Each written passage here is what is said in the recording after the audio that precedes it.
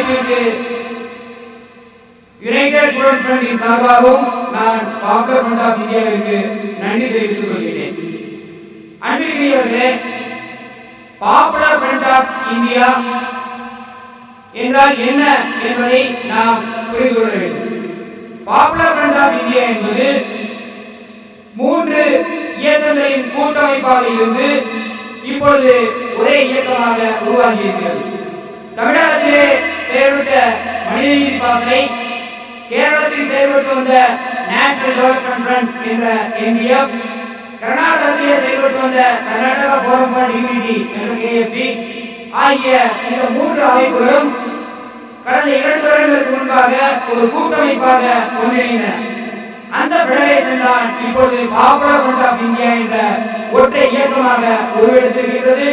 இந்த popular front of India முக்கியமான நோக்கம் என்னவென்று சொன்னால் சுதந்திரம், நீதி, பாதுகாப்பு இவற்றை அனைத்து சமூகத்திற்கும் பெற்றுத் தருவது, இன்னும் டோட்டல் எம்பவர்மெண்ட் மற்றும் new India of equal rights for all இதனை லட்சியமாக கொண்டு செயல்பட்டு வரும் பாப்புலர் ஃப்ரண்ட் ஆஃப் இந்தியா தான் இந்த கருத்தரங்கை நமக்கு ஒருங்கிணைத்து தந்திருக்கின்றது. அன்பிற்குரிய சகோதரர்களே,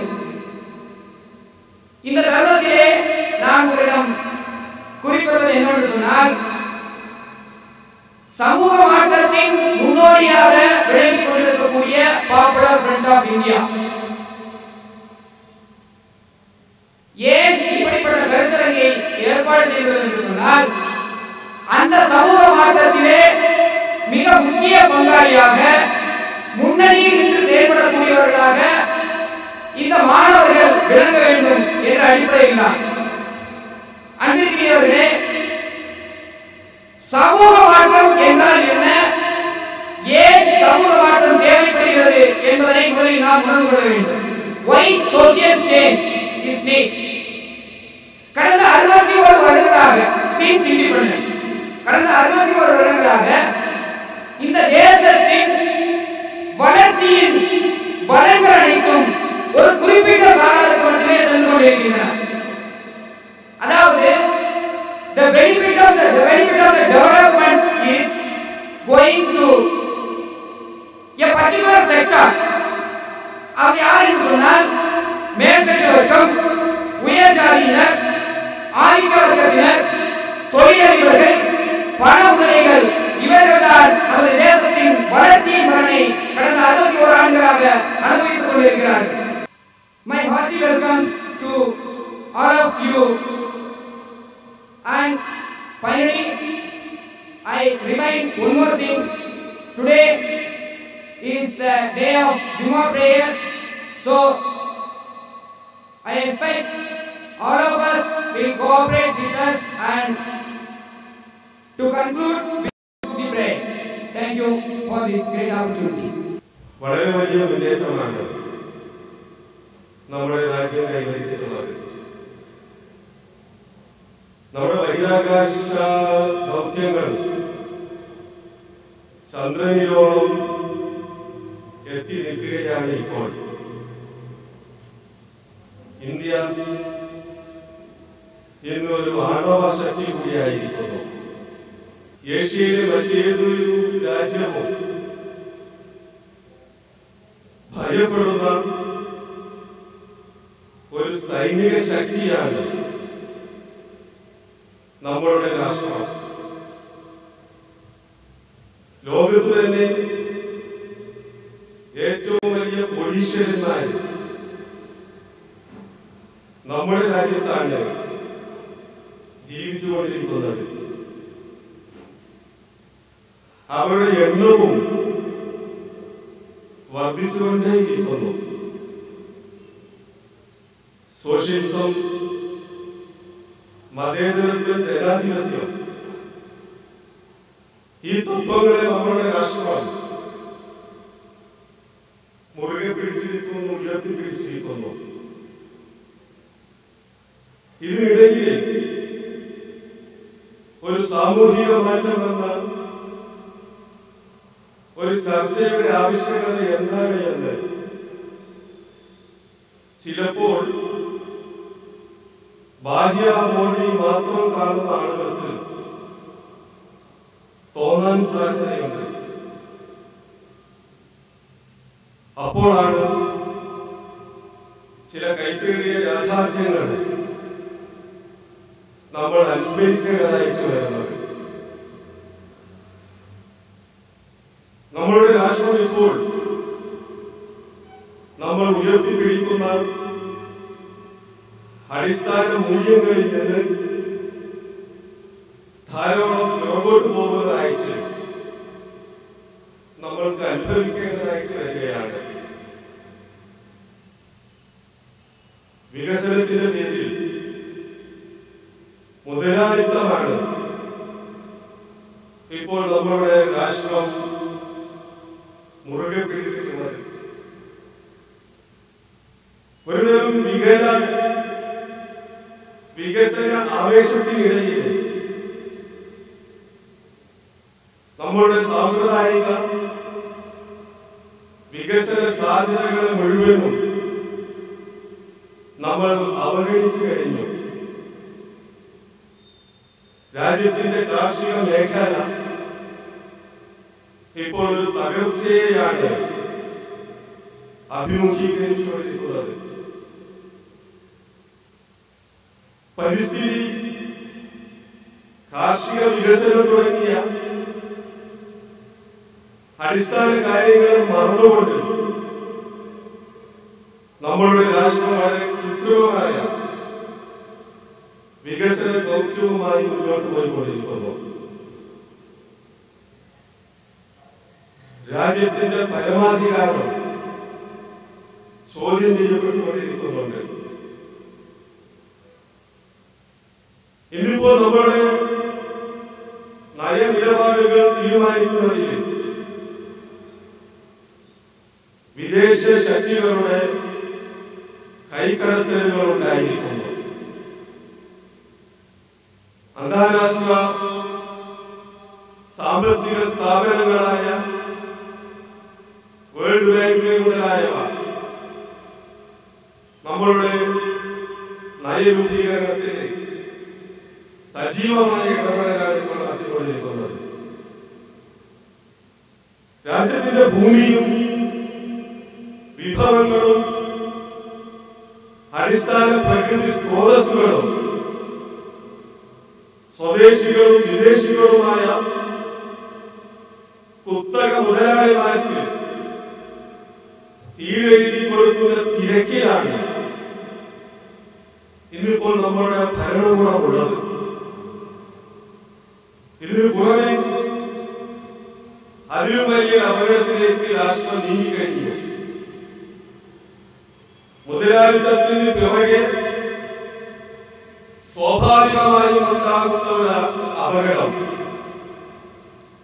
മുതലാളിത്തത്തോടൊപ്പം സാമ്രാജ്യത്വത്തെയും നമ്മളുടെ രാഷ്ട്രം കൂട്ടിന് പിടിച്ചിരിക്കുന്ന ഇപ്പോൾ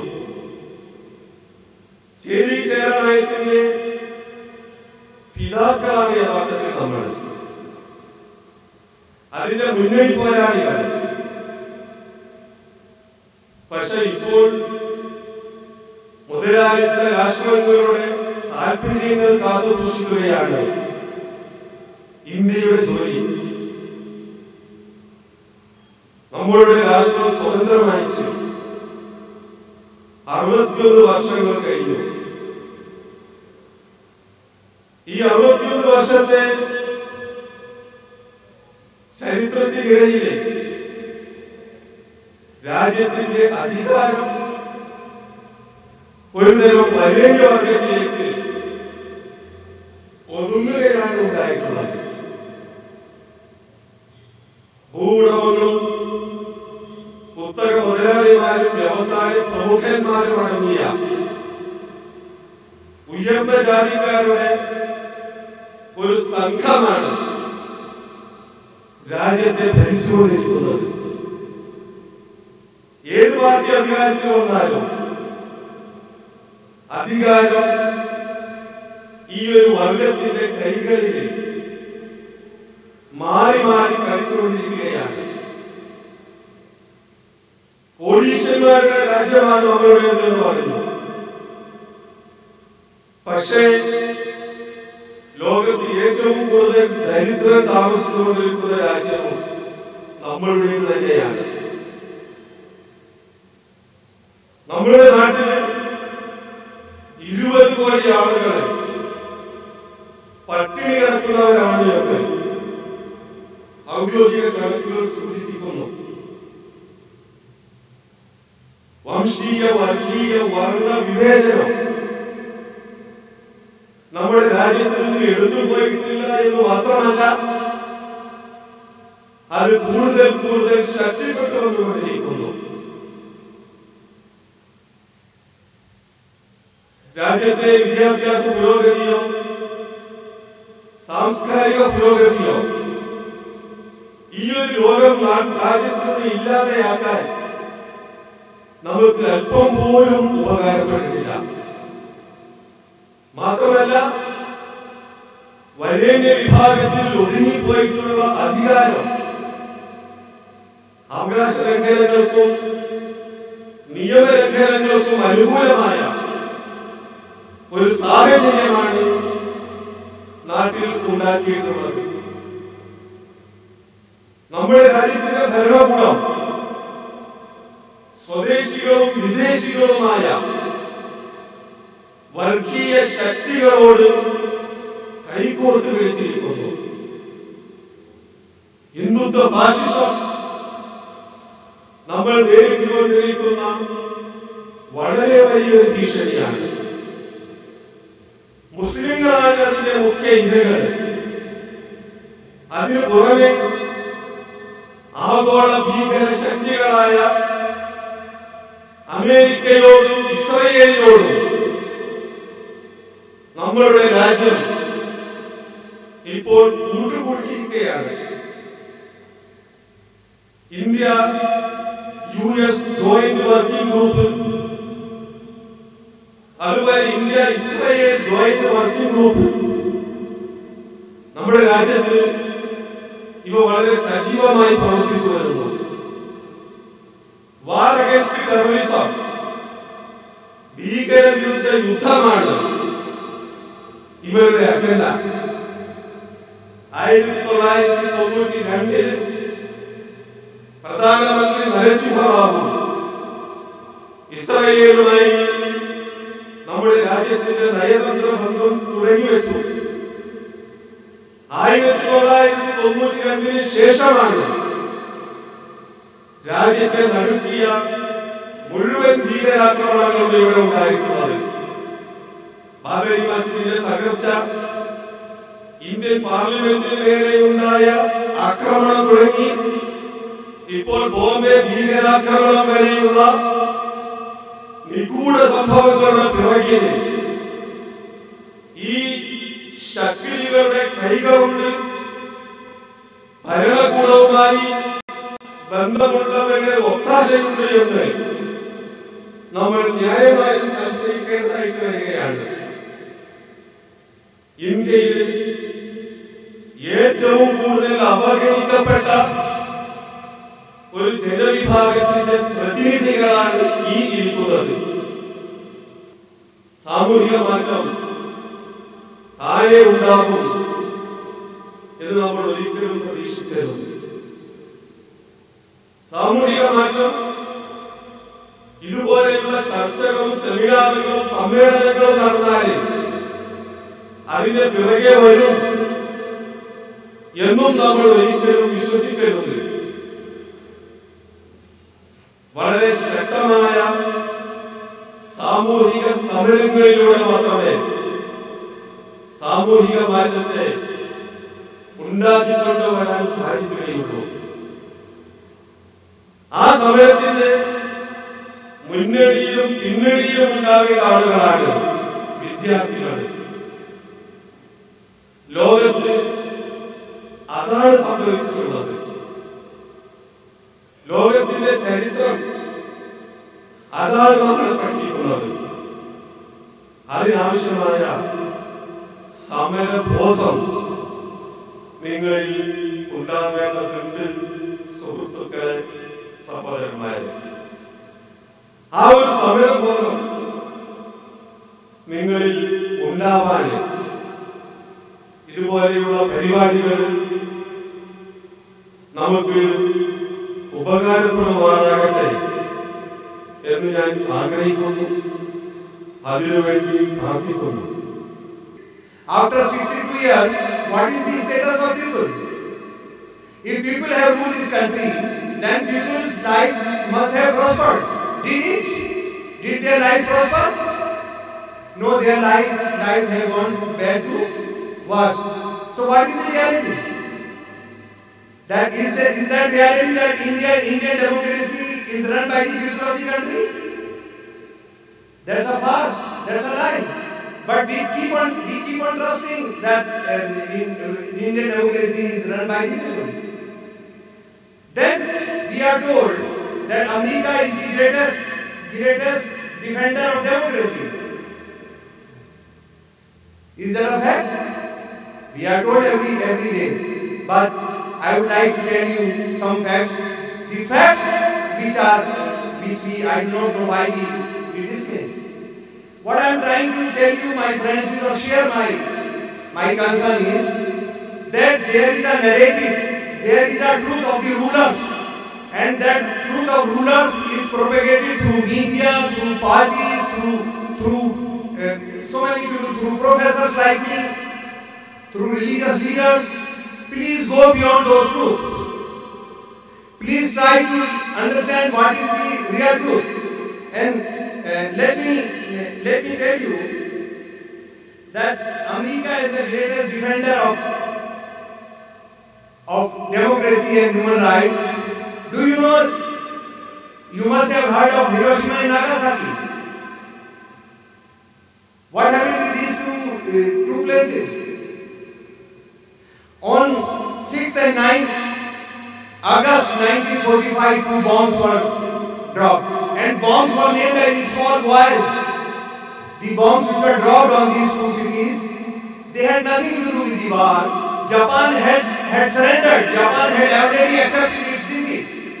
They dropped the bomb, and do you know how many people were killed? 250,000 people were killed. That is the minimum estimate. That is the conservative estimate.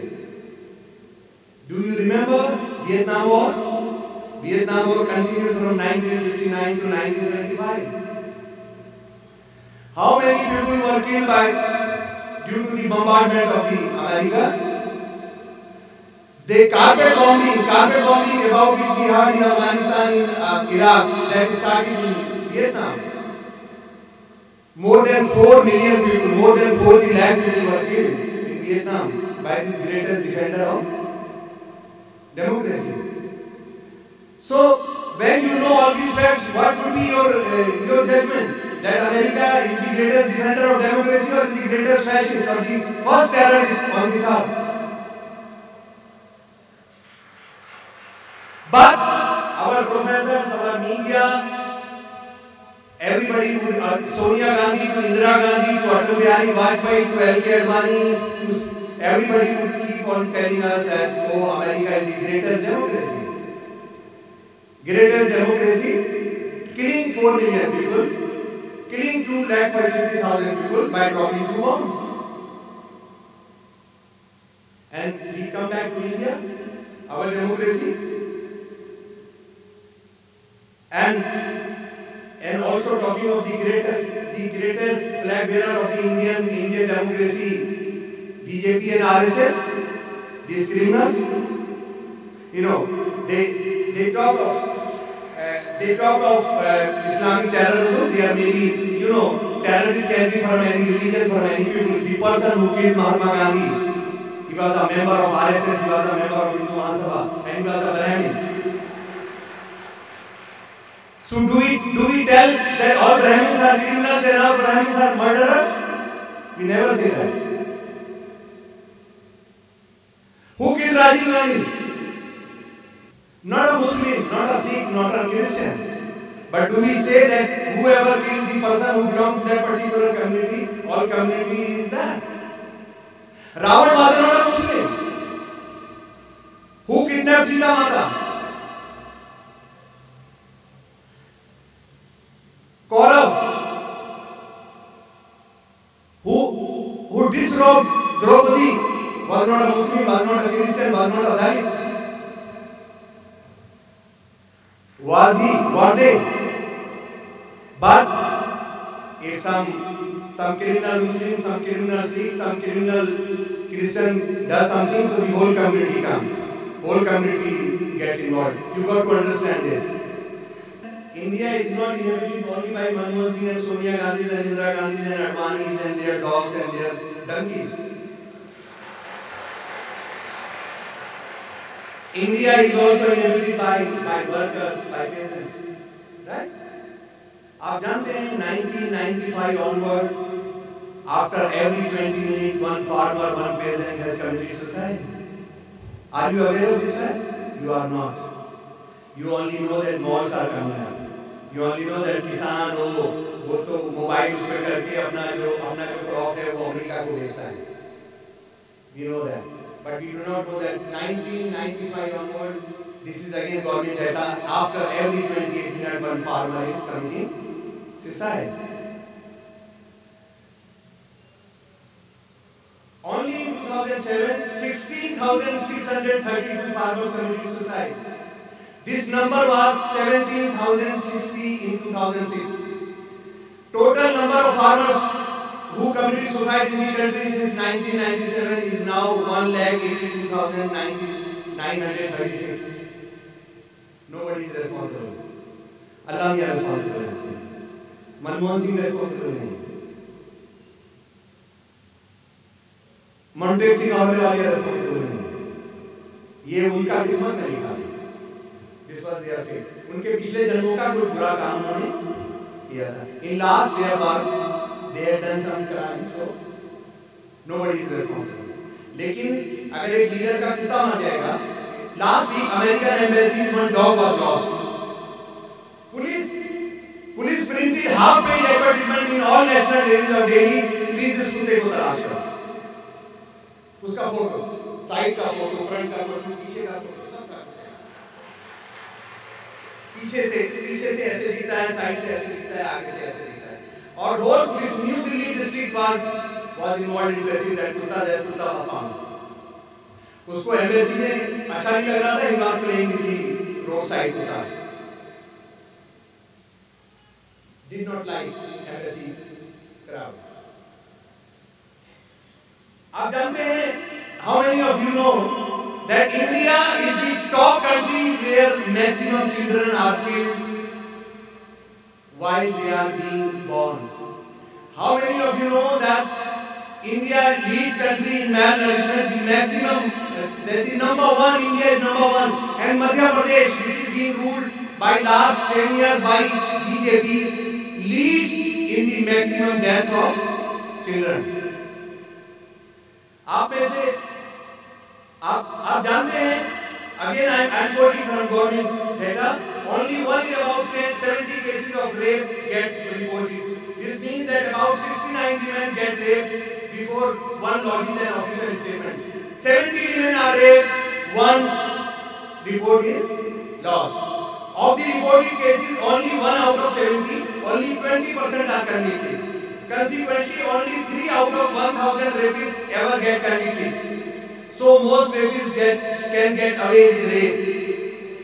A woman gets raped every half an hour in India, and 95% of these women are Dalit. In the name of democracy, countries are being targeted. As Dr. Shamsul Islam explained in his speech, that democracy is being just used by the imperialistic forces to attain their interests. If they were so much worried of democracy, then why are they supporting dictator government all around the world? They don't have any care for democracy. It's just a game. But those countries in which we have democratically elected governments, like we have Venezuela, like we have Palestine, like we have Iraq, or we have Iran, these were the democratically elected governments, and these governments are not ready to go in front of the American imperialistic design. So what we see, they are always under the shadow of war. Each day we are hearing the news, there might be a chances of war against Iran, or Venezuela, or Palestine.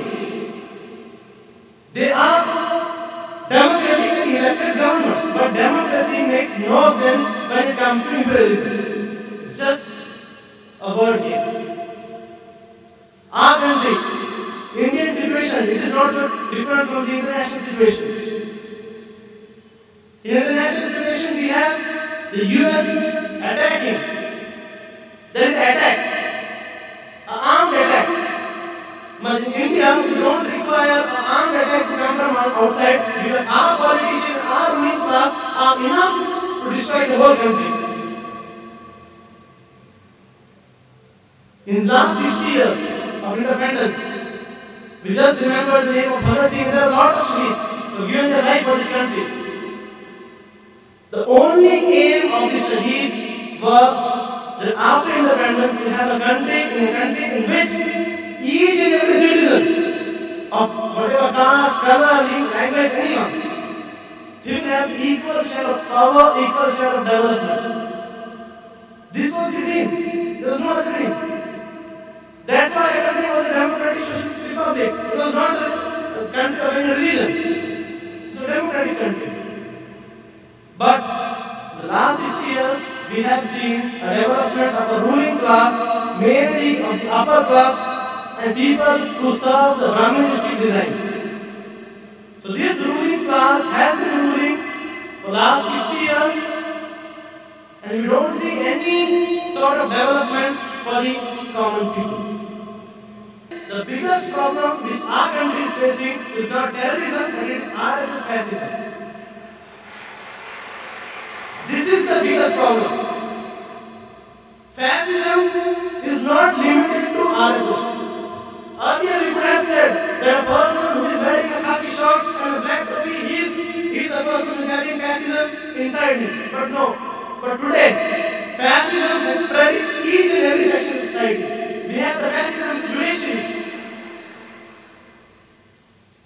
See, the fascism prevailing in judiciary, a person Afzal Guru, it's clearly till now there is no witness, there is no proof against that person. But still, the Supreme Court of India has ordered to hang him. Why? Just to keep the people happy. The Indian people will be happy if a person is hanged to death. This is the fascism prevailing in judiciary. The legislature, we know the BJP, not just BJP, even in Congress.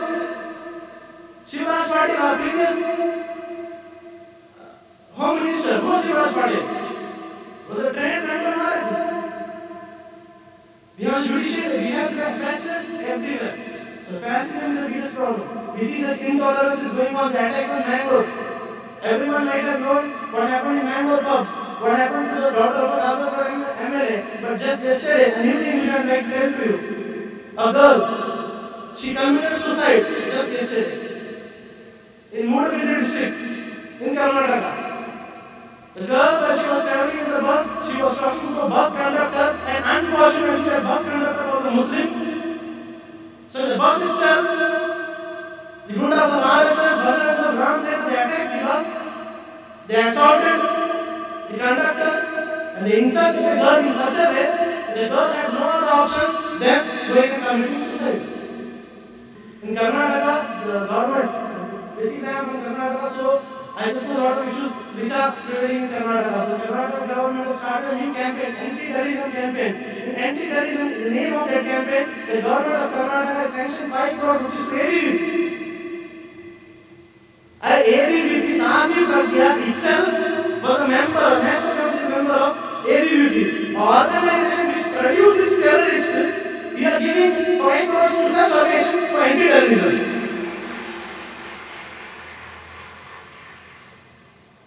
So this is what fascism is. We need to counter fascism. This is an important thing. Then we have the alienation of Muslims. The most of the participants here are Muslims. I would like to bring to point the recommendation and the report of the Justice Rajinder Sachar. Muslims are the most backward section in India, the most backward. Around 30 years back, we and the newer Buddhists, we were same. 30 years back. Now, they have just come forward, not much, just a bit, and we are one time. So this is because the Indian Muslims are lacking behind in each and everything. Whether it be in education, government, employment, everything we are lacking behind. But there is only one field in which we are leading, we are very good in one field. You know what it is? It's jails. Everywhere we are behind the population. We are 15%, but everywhere you find Muslims are 3 or 4%. But in jails, we are very much ahead. In Maharashtra, Muslim population is 10.6, but in jails you have Muslims around 25%. So this is, we can't say all these people who are in jail, the Muslims who are in jail, they are criminals. No?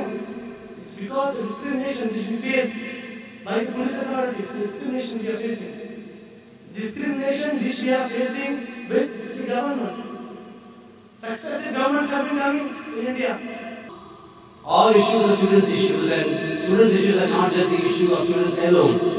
Like say, when we fight against fee hike, fight against privatization of education, fight against commercialization of education, fight against communalization of education. This is fundamentally a reflection of the larger society that we are living in. So, in Kerala, whether it is the CPM government-led ruling front or whether it is a Congress-led ruling front, they have at the moment a developmental plan which talks about tourism and information technology as the main saviors of the ailing Kerala economy.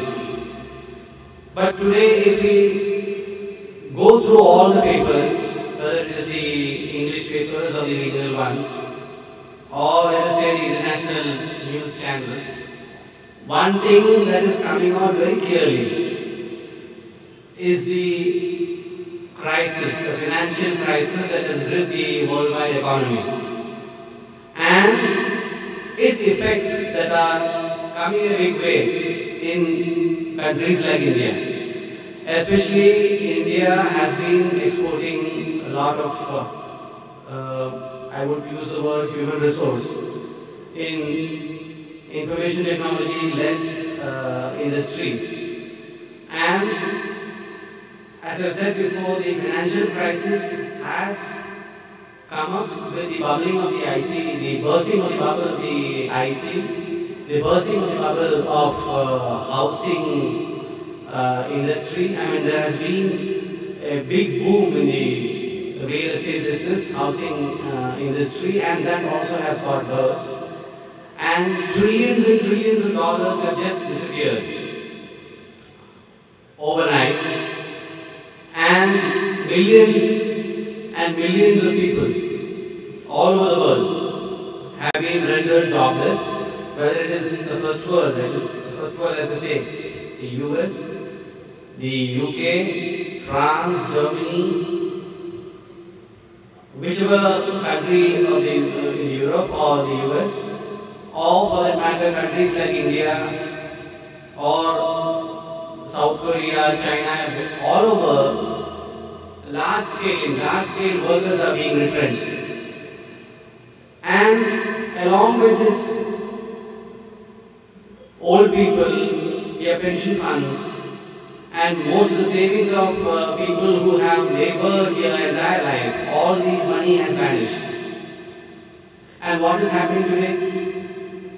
Those people who have been pledging by the market, those people who still believe that the market can find its own way out, those people who have been talking about capitalism as the only possible way that society can be organized, they themselves have agreed that the state has to intervene. I mean, I don't mean to say that by state intervention, it is not just capitalism, but what I'm trying to say is that those people who advocated a complete withdrawal of state, and those people who advocated total green to the market in deciding what should be produced and what should be consumed. Now the same people are wanting bailouts. And what do you mean by bailouts? Bailout is nothing but using the hard-earned money of the people to finance the losses that have been met by the multinationals, the capitalists. And at the same time, In short, what we can say is that nationalization of losses, that is, the losses that have been incurred by all these private enterprises, has been put on the shoulders of the people, and then using the people's money, the public money, to fund and prop up all these so-called captains of industries. Now, why I am saying all this is that this is also one important scenario we should not miss focus on, because the days to come will be much more dangerous for all sections of the people. Dangerous in the sense to earn a hard living, to eke out a hard living. Fighting for jobs in the market will be much more difficult. And in that kind of a scenario, all those issues that has been touched upon, like war against terror, in the name under the garb of war against terror, minorities, Muslim minorities have been targeted. Those people who are fighting for their livelihood have been targeted. Those people who want to put an end to all forms of exploitation, they have been targeted. Now this becomes more and more regular, this becomes more and more prominent, because there is no other way the rulers of this country, the ruling class of this country, has any answer for the ills that the economy is facing. As our inaugural speaker has already referred to, more than 180,000 plus farmers have committed suicide.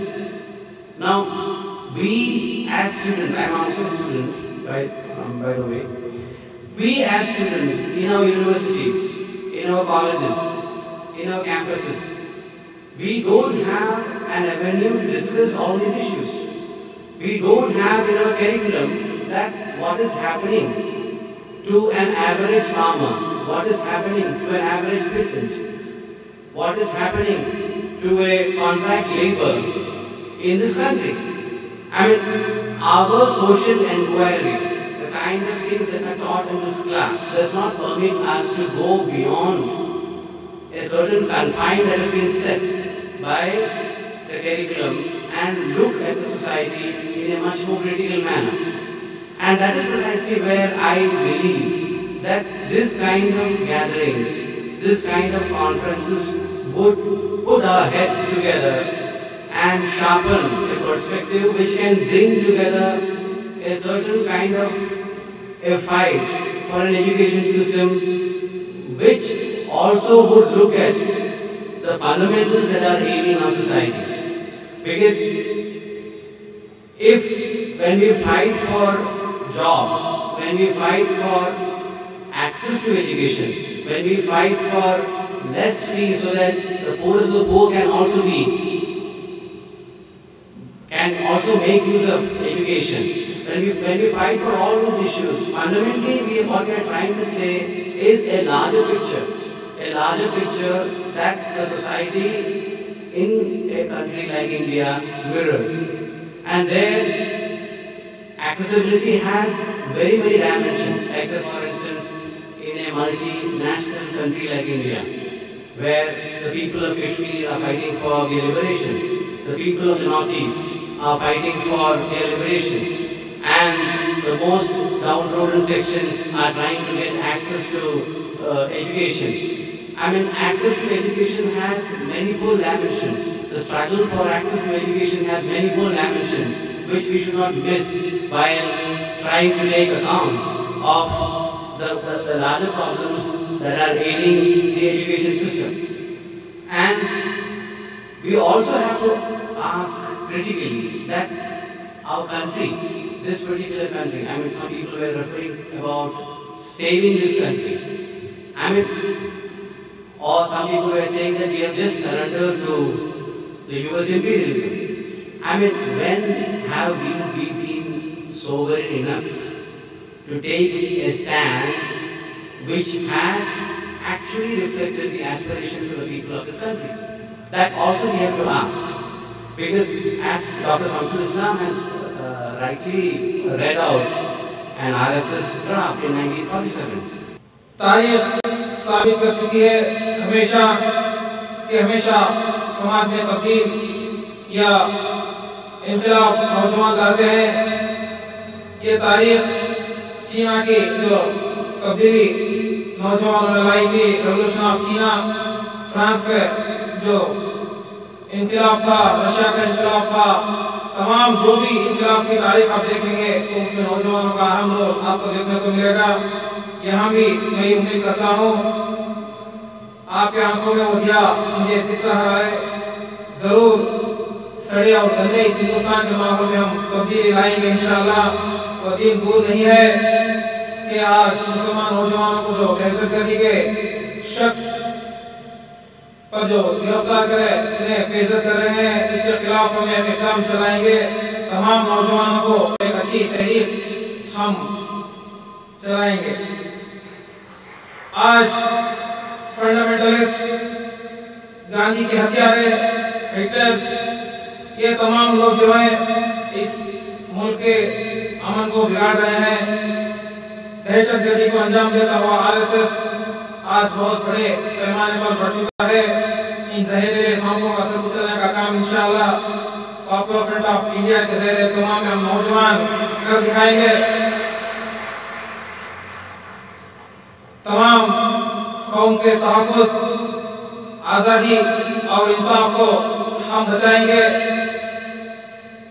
मैं ये बात भी आपके सामने रखना चाहता हूँ, खुसूसन कर्नाटका में मुस्लिम और दलित नौजवान, तमाम जो पिछड़े और दबे हुए तबकात हैं, आज आरएसएस के दहशतगर्दी से बहुत ही जुल्म ढा रहे हैं। इंशाअल्लाह इस जुल्म को खत्म करने का बहुत ही अच्छा मौका इस तंजीम के जरिए हमें मिल रहा है। आरएसएस के इन तमाम मुद्दों को एक मुंहतोड़ जवाब देने के लिए एक नौजवानों का अदारा खड़ा हो रहा है। इंशाअल्लाह इसको अच्छी तौर पर तमाम जो हमारे मुल्क के हर कोने कोने में पहुंचाने की मैं अल्लाह ताला से दुआ करता हूँ। और पॉलिटिकल पावर के बिना कुछ भी नहीं किया जा सकता। बाबा साहब अम्बेडकर ने ठीक ही कहा है, सियासत की ताकत के बिना तब्दीली जरूर कुछ भी हम नहीं ला सकते। इसीलिए popular front of India political power को लेने के लिए और जमहूरियत के निज़ाम को कायम करने के वास्ते नेशनल पॉलिटिकल कॉन्फ्रेंस जो ये प्रोग्राम चलाया है। इस प्रोग्राम में तमाम वो तबकात में जो जुल्म ढा चुके हैं, जुल्म खाए हैं, दर्द खाए हैं, तमाम आह भरने का दिन है कि उनके हिफाजत में, उन्हें तहफ़्फ़ुज़ देने के लिए, उनकी आज़ादी को बरकरार रखने के लिए इंशाअल्लाह हमारे और तुम्हारे जैसे तमाम नौजवान आज अज़म लेते हुए यहाँ जमा हुए हैं। बंधुಗಳೇ, पॉपुलर फ्रंट ऑफ इंडिया ಎಲ್ಲ ವಿದ್ಯಾರ್ಥಿ ಸಮುದಾಯ ಇವತ್ತು ನಿರ್ಣಯ ಮಾಡಬೇಕಾಗಿದೆ। ಇವತ್ತು 18 ವರ್ಷ ವಯಸ್ಸಾದಂತ ಭಾರತೀಯ ಎಲ್ಲ ನಾಗರಿಕ ಬಂಧುಗಳು ಇವತ್ತು ಭಾರತ ಸಂವಿಧಾನದಲ್ಲಿ ಇರತಕ್ಕಂತ ರಾಜಕೀಯ ಸ್ಥಾನಮಾನಗಳ ಬಗ್ಗೆ ಇವತ್ತು ಮುಖ್ಯವಾಗಿ ಅಧ್ಯಯನವನ್ನ ಮಾಡಬೇಕಾಗಿದೆ। ಮುಖ್ಯವಾಗಿ ನಾನು ಈ ರಾಜಕೀಯ ವಿಚಾರವನ್ನ ಈ ದೇಶದಲ್ಲಿ ಇರತಕ್ಕಂತ ಪ್ರತಿಯೊಂದು ರಾಜಕೀಯ ಪಕ್ಷಗಳು ಸಹ ಯಾವ ರೀತಿಯಲ್ಲಿ ಒಬ್ಬರಿಗೆ ಇವತ್ತು ಪ್ರಧಾನಮಂತ್ರಿ ಹುದ್ದೆ ಒಂದು ರಾಜಕೀಯ ಪಕ್ಷದಲ್ಲಿ ಒಬ್ಬರಿಗೆ ಸಿಗಲಿಲ್ಲ ಅನ್ನೋ ಕಾರಣದಿಂದ ಇನ್ನೊಂದು ಕೋಮುವಾದಿ ಪಕ್ಷವನ್ನ ಬೆಂಬಲಿಸುವುದರ ಮೂಲಕ ಕೋಮುವಾದಿಗಳು ಅಂತೇಳಿ ಹೇಳುವರು ಸಹ ಮಹಾ ಅಪಾಯಕಾರಿ ಕೋಮುವಾದಿಗಳು ಅನ್ನೋದನ್ನ ಈ ಸಂದರ್ಭದಲ್ಲಿ ಪ್ರಸ್ತಾವಿಸಲಿಕ್ಕೆ ನಾನು ಇಚ್ಛೆ ಪಡ್ತೇನೆ ಸ್ವಾಮಿ। ಬಂಧುಗಳೇ, 6 ದಶಕಗಳ ಕಾಲ ನಮ್ಮ ನಾಡಿನ ಕಾಂಗ್ರೆಸ್ ಮತ್ತು ಎನ್ಡಿಎ ಗೌರ್ಮೆಂಟ್ಗಳು ಶಿಕ್ಷಣದಲ್ಲಿ ಇವತ್ತು ವ್ಯವಸ್ಥಿತವಾಗಿ ಮುಂದೆ ರಾಜಕೀಯದಲ್ಲಿ ಅವರ ನೆಲೆಗಟ್ಟನ್ನ ಗಟ್ಟಿಗೊಳಿಸಲಿಕ್ಕಾಗಿ ಇವತ್ತು ಶಿಕ್ಷಣದ ವ್ಯಾಪಾರೀಕರಣವನ್ನು ಮಾಡುವುದರ ಜೊತೆಯಲ್ಲಿ ಶಿಕ್ಷಣದ ಕೋಮುವಾದೀಕರಣವನ್ನು ಮಾಡುವುದರ ಜೊತೆಯಲ್ಲಿ ಈ ದೇಶದಲ್ಲಿ ದಲಿತರಿಗೆ, ಅಲ್ಪಸಂಖ್ಯಾತರಿಗೆ ಮತ್ತು ಆರ್ಥಿಕವಾಗಿ ಹಿಂದುಳಿದಂತ ಪ್ರತಿಯೊಂದು ಜಾತಿ ಜನಾಂಗದವರಿಗೆ ರಾಜಕೀಯ, ಸಾಮಾಜಿಕ, ಶೈಕ್ಷಣಿಕ ಹಕ್ಕುಗಳು ಇಲ್ಲ ಅಂತೇಳಿ ಇವತ್ತು ಡಂಗರ ಹೊಡೆದು ಆಡಳಿತವನ್ನ ಮಾಡ್ತಾ ಇರತಕ್ಕಂತ ವ್ಯವಸ್ಥೆಯನ್ನು ನಾವು ಇವತ್ತು ವಿರೋಧಿಸಲಿಕ್ಕೆ ಇವತ್ತು ಕಟಿಬದ್ಧರಾಗಿ ಇವತ್ತು ಪ್ರಮಾಣವನ್ನು ಮಾಡಬೇಕಾದಂತ ಸಂದರ್ಭ ಇದೆ ಬಂಧುಗಳೇ। ಅದರ ಜೊತೆಯಲ್ಲಿ ಇವತ್ತು ಬಂಧುಗಳೇ, ಇಡೀ ದೇಶಾದ್ಯಂತ ಮತ್ತೆ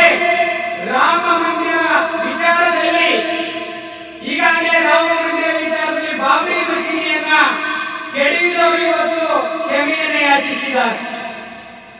ಆದರೆ ಈಗ ಮತ್ತೆ ರಾಮ ಮಂದಿರ ವಿಚಾರವನ್ನು ಕೈಬಿಟ್ಟಂತ ಎನ್ಡಿಎ ಕೂಟ ಇವತ್ತು ಮತ್ತೆ ರಾಮ ಮಂದಿರ ವಿಚಾರವನ್ನು ತೆಗೆದುಕೊಳ್ಳುವುದರ ಜೊತೆಯಲ್ಲಿ ಈ ದೇಶದ ಸಾಮಾಜಿಕ ನ್ಯಾಯಕ್ಕೆ ಇವತ್ತು ಸಂವಿಧಾನದ ಸಾಮಾಜಿಕ ನೆಲೆಗಟ್ಟಿಗೆ ಇವತ್ತು ಕೊಡಲಿ ಪೇಟನ್ನು ಇವತ್ತು ನೀಡಲಿಕ್ಕೆ ಹೊರಟಿದೆ.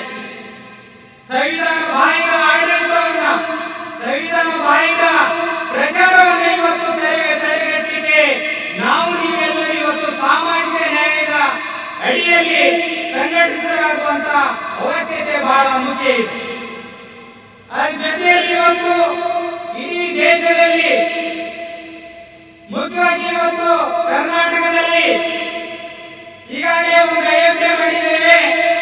ಅದರ ಜೊತೆಯಲ್ಲಿ ಬಾಬಾ ಬುಡನ್ಗಿರಿ ಎಂಬುವಂತ ವಿಚಾರದಲ್ಲಿ ಕರ್ನಾಟಕದಲ್ಲಿ ಮತ್ತೊಂದು ಅಯೋಧ್ಯೆಯಾಗಿ ಕರ್ನಾಟಕವನ್ನು ಪರಿವರ್ತನೆ ಮಾಡೋದ್ರ ಜೊತೆಯಲ್ಲಿ ಶಾಶ್ವತವಾಗಿ ಬಿಜೆಪಿ ಸರ್ಕಾರವನ್ನು ಮುಂದುವರಿಸಿಕೊಂಡು ಹೋಗ್ತೇವೆ ಅಂತ ಹೇಳುವುದರ ಮೂಲಕ ಭಯೋತ್ಪಾದನೆ ಹೆಸರಿನಲ್ಲಿ ವಿದ್ಯಾರ್ಥಿ ಯುವಜನರನ್ನ ಸರ್ಕಾರಗಳು ಯಥೇಚ್ಛವಾಗಿ ಆರ್ಎಸ್ಎಸ್ ಬಜರಂಗ ದಳದ ಅನೇಕ ಮುಖಂಡರ മുഖണ്ഡത്വದಲ್ಲಿ ಇವತ್ತು ഭയോത്പാദന വിരോധി പോരാട്ടವನ್ನು സംഘടിപ്പിಸ್ತಾ ಇದ್ದಾರೆ. ഒരു കാലത്ത് നമ്മുടെ ക്യാമ്പസുകൾ വളരെ പ്രക്ഷുബ്ധമായിരുന്നു എന്ന് പറഞ്ഞാൽ അത് വളരെ വലിയൊരു സത്യമാണ്. രാജ്യത്തോ രാജ്യത്തിന് പുറത്തോ എന്ത് അന്യായങ്ങൾ നടന്നാലും, സാമ്രാജ്യത്വ ബന്ധിതമോ യുദ്ധങ്ങളോ മറ്റു നീതി നിഷേധങ്ങളോ അരങ്ങേറിയാൽ ഉടനെ രാജ്യത്തെ ക്യാമ്പസുകൾ, പ്രത്യേകിച്ച് കേരള ക്യാമ്പസുകൾ അതിനോട് അതിശക്തമായി പ്രതികരിക്കാറുണ്ടായിരുന്നു. പക്ഷേ ഈ അടുത്ത കാലത്ത് ചില സംഭവങ്ങൾ എടുത്ത് പരിശോധിച്ചാൽ നമുക്ക് മനസ്സിലാകും ക്യാമ്പസ് ഇന്ന് വളരെ ഒരു സ്ലീപ്പിംഗ് ക്യാമ്പസാണ്, അല്ലെങ്കിൽ ഒരു ഡെഡ് ക്യാമ്പസാണ്, അതല്ലെങ്കിൽ ശിഖലോലുപതിയിൽ ലഭിക്കുന്ന ഒരു ക്യാമ്പസാണ്. സമൂഹത്തിന്റെ അടിസ്ഥാന പ്രശ്നങ്ങളോട് പ്രതികരിക്കുവാൻ അങ്ങനെ ഒരു ഉത്തരവാദിത്വം തങ്ങൾക്കുണ്ടെന്ന് തിരിച്ചറിയുവാൻ ക്യാമ്പസുകൾ അമാന്തിക്കുന്നു എന്നതാണ് ഇന്നത്തെ ഒരു സാഹചര്യം. ഈ അടുത്ത കാലത്തായി ചില സംഭവങ്ങൾ ഇപ്പോൾ നമുക്കറിയാം. ഗസയിൽ നടന്ന ഇസ്രായേലിന്റെ ആക്രമണം, വളരെ ക്രൂരമായ മൃഗീയമായ ഇത്തരം ഒരു ആക്രമണം ലോകത്തിലെ മുഴുവൻ രാഷ്ട്രങ്ങളും നോക്കി നിൽക്കെ നടന്നുകൊണ്ടിരുന്നപ്പോൾ അതിനെതിരെ ഒരു ചെറുവിരൽ അനക്കം പോലും നമ്മുടെ ക്യാമ്പസുകളിൽ നിന്നുണ്ടായില്ല. ലോകം നോക്കി നിൽക്കുകയായിരുന്നു. യുദ്ധം എന്ന അർത്ഥത്തിലോ അധിനിവേശം എന്ന അർത്ഥത്തിലോ പോലും ന്യായീകരിക്കാൻ പറ്റാത്ത മൃഗീയമായ ക്രൂരമായ ഒരു ആക്രമണം, നിരപരാധികളായ കുട്ടികളും സ്ത്രീകളും കൊല്ലപ്പെടുമ്പോൾ നോക്കി നിൽക്കുന്നു നമ്മുടെ ക്യാമ്പസ്. അതുപോലെ നമ്മുടെ രാജ്യത്തിന്റെ പരമാധികാരം തന്നെ പണയപ്പെടുത്തപ്പെട്ട ഒരു സംഭവമായിരുന്നു ആണവ കരാർ. രാജ്യത്തെ സ്വാതന്ത്ര്യത്തെ പണയപ്പെടുത്തുന്ന വൈദേശിക ശക്തികൾക്ക് നമ്മുടെ രാജ്യത്തിന്റെ പരമാധികാരത്തെ ഒറ്റുകൊടുക്കുന്ന ഈ പ്രക്രിയ അരങ്ങേറിയപ്പോഴും നമ്മുടെ ക്യാമ്പസുകൾ യാതൊരു ചലനവും ഉണ്ടാക്കിയില്ല എന്ന് മാത്രമല്ല, ഒരു പക്ഷേ നമ്മുടെ ക്യാമ്പസുകൾ വിചാരിച്ചിരുന്നു എങ്കിൽ അതിനെ തടുത്തു നിർത്തുവാനും തോൽപ്പിക്കുവാനും നമുക്ക് സാധിക്കുമായിരുന്നു. പക്ഷേ കേവലം ഏർപ്പാട് സമരങ്ങൾ, വഴിപാട് സമരങ്ങൾ, ചില രാഷ്ട്രീയ കക്ഷികൾക്ക് അവർക്ക് പിന്മാറക്കാരെ ആവശ്യമുള്ളത് കൊണ്ട് അവർക്ക് ചില പബ്ലിസിറ്റി പ്രോഗ്രാം എന്ന നിലക്കുള്ള ചില സമരങ്ങൾ, ചില പരിപാടികൾ ക്യാമ്പസിൽ അരങ്ങേറിയതിനപ്പുറം ഇതിനെ തടുത്തു നിർത്തുവാൻ ലക്ഷ്യം നേടുന്നത് വരെയുള്ള ഒരു സമര പരിപാടി ആവിഷ്കരിക്കുവാൻ ഇത്രയും വലിയൊരു നഷ്ടം നമ്മുടെ രാജ്യത്തിന് വരുത്തി വെക്കുന്നതായിട്ട് പോലും നമ്മുടെ ക്യാമ്പസ് അതിന് മുതിർന്നില്ല എന്ന് നമുക്ക് കാണാൻ സാധിക്കും. അതുപോലെ തന്നെ രാജ്യത്തിന്റെ സെക്യുലറിസത്തോട് കമ്മിറ്റ്മെന്റുള്ള ഏതൊരു മനുഷ്യനെയും വല്ലാതെ വേദനിപ്പിക്കുകയും ചിന്തിപ്പിക്കുകയും ചെയ്യുന്ന ഒരു സംഭവമായിരുന്നു ബോംബെയിലെ കർക്കരെ വധം. കർക്കരെ വധം യഥാർത്ഥത്തിൽ ചിന്തിക്കുന്ന ഓരോ മനുഷ്യനും സംശയം ജനിപ്പിച്ചതാണ്. ആ സംശയം നെയ്യാറാന്തുല എന്ന് പറയുന്ന മനുഷ്യൻ ഉയർത്തുകയുണ്ടായി. അതുപോലെ അമരീഷ് മിശ്ര എന്ന് പറയുന്ന പത്രപ്രവർത്തകരും അത് ഉറക്കെ ചോദിക്കുകയുണ്ടായി. ആ ചോദ്യത്തിന് നമ്മുടെ പാർലമെന്റിലോ പുറത്തോ യാതൊരു ഉത്തരവും ലഭിച്ചിട്ടില്ലെന്ന് കണ്ടിട്ടും ഉത്തരം നൽകപ്പെടുകയുണ്ടായില്ല. മറിച്ച് അത്തരം സംശയങ്ങൾക്ക് ഒരു പ്രസക്തിയുമില്ല. ഇത് നടയിൽ പറയപ്പെട്ടതുപോലെ ഭീകരാക്രമണം തന്നെയാണ്, അതിന്റെ പിന്നിൽ പാകിസ്ഥാനുമാണ് എന്ന് പറഞ്ഞ സംഭവം അവസാനിപ്പിക്കുകയാണ് ചെയ്യുന്നത്. ചോദ്യം ചോദിക്കാൻ ഒരു ജനാധിപത്യ രാജ്യത്തിൽ ഓരോ പൗരന്റെയും മൗലികാവകാശത്തെ ഉപയോഗപ്പെടുത്തുവാൻ നമ്മുടെ ക്യാമ്പസുകളിൽ നമ്മുടെ വിദ്യാർത്ഥികൾ ഉണർന്ന് പ്രവർത്തിച്ചില്ല എന്നത് നാം വളരെയധികം ഭയപ്പാടോടുകൂടി തിരിച്ചറിയേണ്ട ഒരു കാര്യമാണ്.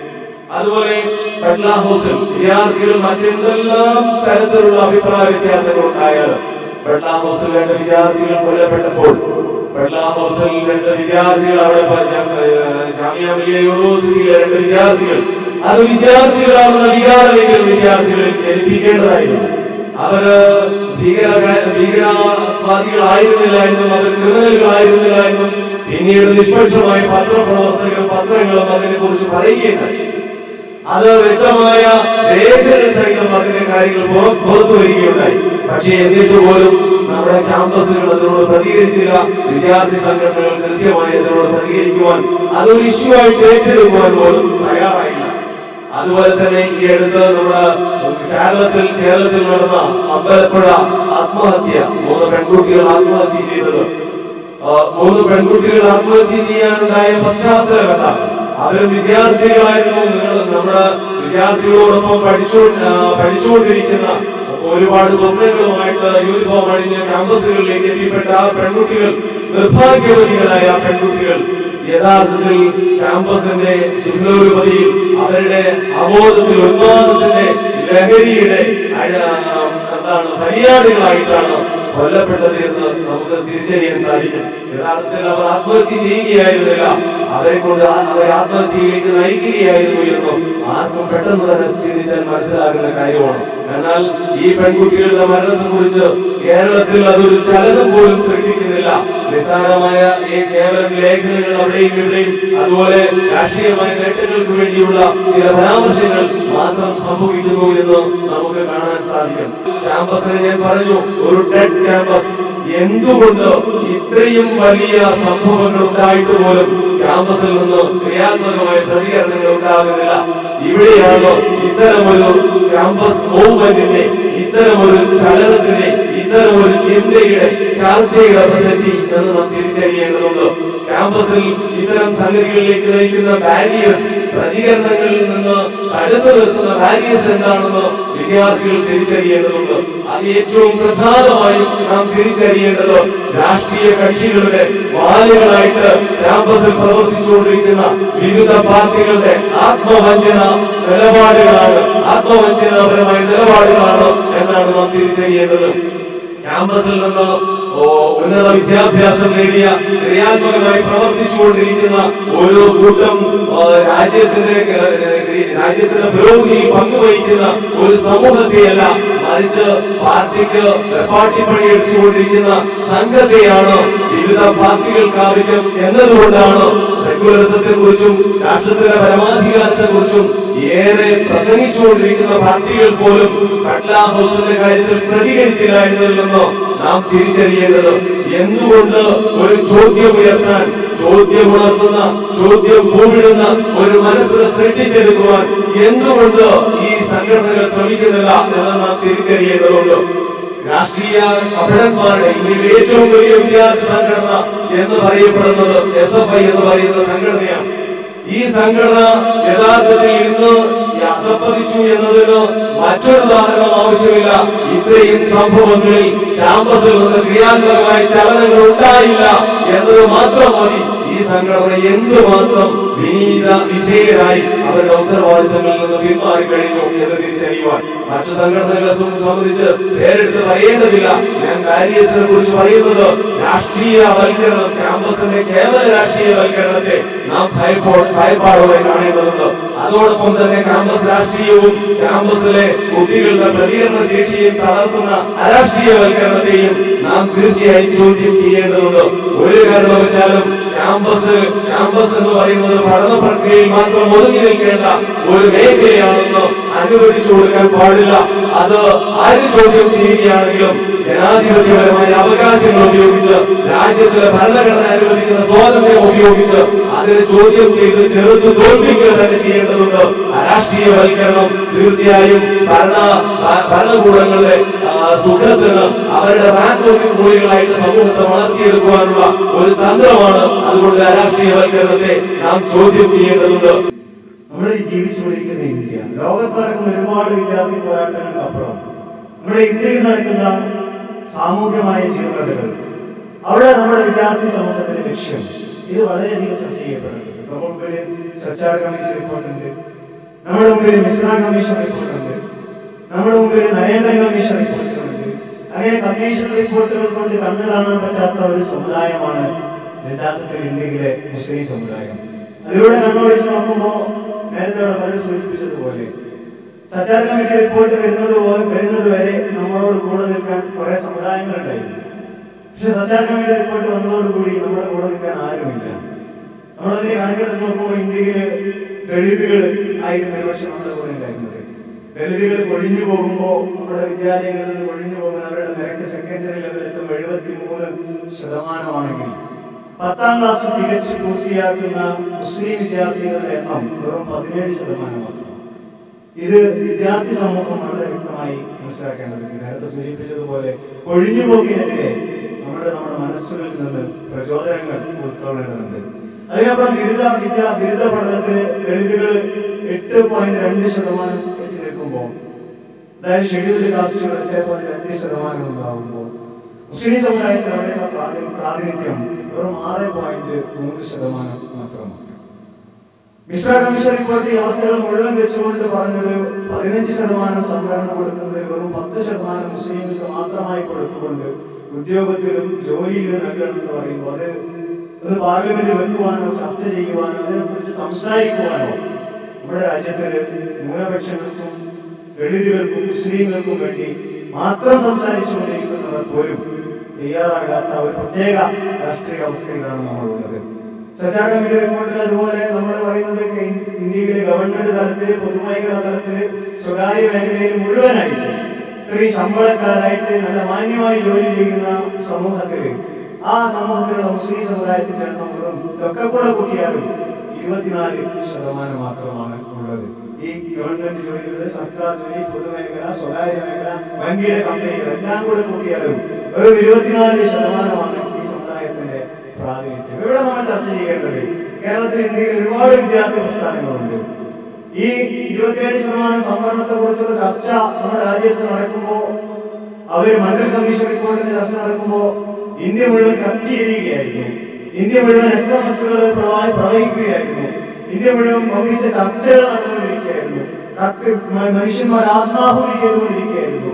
ദീർഘങ്ങളായ നിരാഹാര സത്യാഗ്രഹങ്ങൾ ഇന്ത്യയിൽ നടക്കുകയായിരുന്നു. ഇന്റർനെറ്റുകൾ വഴി മുഴുവൻ പ്രചരണങ്ങൾ നടന്നുകൊണ്ടിരിക്കുന്നു. എല്ലാം ആന്റി റിസർവേഷൻ ക്യാമ്പയിനുകളായിരുന്നു മുഴുവൻ. അവിടെ നമ്മൾ ഒരുപാട് വിദ്യാർത്ഥി പ്രസ്ഥാനങ്ങൾ ഉണ്ടായിരുന്നു. നമ്മൾ വിശ്വസിക്കുന്ന ഇന്ത്യയിലെ ഏറ്റവും വലിയ വിദ്യാർത്ഥി പ്രസ്ഥാനം ഞങ്ങളാണെന്ന് പറയുന്നത്. ജയൻ യൂണിവേഴ്സിറ്റി അടക്കമുള്ള ഇന്ത്യയിലെ പ്രമുഖമായ യൂണിവേഴ്സിറ്റികൾ ഭരിക്കുന്നത് ഞങ്ങളാണെന്ന് പറയുന്ന ആളുകൾ എല്ലാവരും ഇന്ത്യയിൽ ഇപ്പോഴും ഉണ്ട്, വളരെ സജീവമായി. പക്ഷേ അവരാരും തന്നെ ഈ വിഷയത്തിൽ റിസർവേഷൻ അനുകൂലമായി, ഈ രാജ്യത്തിലെ ദളിത് ന്യൂനപക്ഷ സമൂഹങ്ങൾക്ക് അനുകൂലമായി അവരാരും തന്നെ സംസാരിക്കുന്നത് നമ്മൾ ഇന്ത്യ രാജ്യത്തിന് കണ്ടിട്ടുണ്ടായിട്ടില്ല. അവിടെയാണ് ഒരു പുതിയ ഒരു വിദ്യാർത്ഥി പ്രസ്ഥാനത്തിന്റെ ഉത്തരവാദിത്തം അല്ലെങ്കിൽ അതിന്റെ ഒരു ആവശ്യകത നമ്മൾ ഉന്നയിക്കുന്നത്. അതുകൊണ്ട് തന്നെയാണ് എനിക്ക് ഈ കൂടിയിരിക്കുന്ന ആളുകളോട്, വിവിധ ഭാഷകൾ സംസാരിക്കുന്നവർ, വിവിധ പ്രദേശങ്ങളിൽ നിന്ന് വന്നവർ, ഇതുപോലെ ഇതിന്റെ രാജ്യത്തിലുള്ള വിവിധ ഭാഷകൾ സംസാരിക്കുന്ന വിവിധ സ്റ്റേറ്റുകളിലെ വിദ്യാർത്ഥി പ്രസ്ഥാനങ്ങളുടെ നേതാക്കന്മാർ, അവരോടൊക്കെ എനിക്ക് അഭ്യർത്ഥിക്കാനുള്ളത്, ഈ ഒരു നാഷണൽ കോൺഫറൻസ് കഴിയുന്നതോടെ, ഈ ഒരു ദേശീയ രാഷ്ട്രീയ സമ്മേളനം പൂർത്തിയാവുന്നതോടുകൂടി ഒരു പുതിയ ദേശീയ വിദ്യാർത്ഥി പ്രസ്ഥാനം, കരുത്തുള്ള, ചേതനയുള്ള, വിവേകബുദ്ധിയുള്ള, തിരിച്ചറിയാൻ കഴിയുന്ന, പ്രതികരിക്കുന്ന, ചോരത്തിളപ്പുള്ള, ബോധമുള്ള, ഞങ്ങളുടെ സമൂഹത്തെ കുറിച്ച് ചിന്തിച്ചുകൊണ്ടിരിക്കുന്ന ഒരു പുതിയ വിദ്യാർത്ഥി പ്രസ്ഥാനത്തിന് തുടക്കം ഈ ഒരു കൺവെൻഷനിലൂടെ ഇൻഷാ അല്ലാഹ് ഉണ്ടാവേണ്ടതുണ്ട് എന്ന് ഇതിന്റെ സംഘാടകരെ ഞാൻ വളരെ വിനയത്തോടുകൂടി ഓർമ്മപ്പെടുത്തുകയാണ്. National Student Conference, 13 February 2009, Tiananmen Nagar. In this conference, they have framed 2 resolutions. In that, first of all, which I am reporting on in front of you, is a due 15% reservation to the minorities.